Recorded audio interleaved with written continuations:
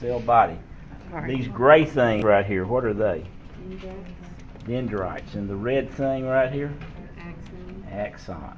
Okay. And by the way, these little doodads right here, we talked about these tonight. What are they? Presynaptic terminals. Presynaptic terminals. Let's pop that cover off. What's this have to be? Nucleus. Now, if you run your finger over this, the blue thing with the red dots make it kind of rough. So what do you think we ought to call this whole structure, the blue and the red together? Rough ER is correct. Now, the little red things, of course, are the ribosomes on there, right? Now, we have a special name for the rough endoplasmic reticulum of a nerve cell. Y'all might not know this. The name for it is called Nissi body. Nissi, Nissi body. So when you see Nissi body, you're talking about the rough endoplasmic reticulum of a nerve cell.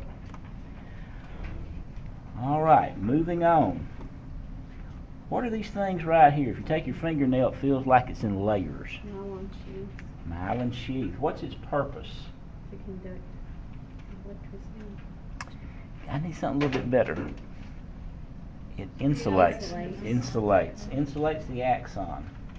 Now, by the way, this myelin sheath is made by a neuroglius cell. This happens to be, this number 7 is a neuroglius cell right here. And that's called a Schwann cell. And Schwann cells always make the myelin sheaths in the peripheral nervous system. And the way the Schwann cell works is it lays down layers of plasma membrane around the axon and just keeps building them up and building them up and building them up. So this structure right here is the Schwann cell. Actually, it's the Schwann cell nucleus. Okay? A couple other quick things.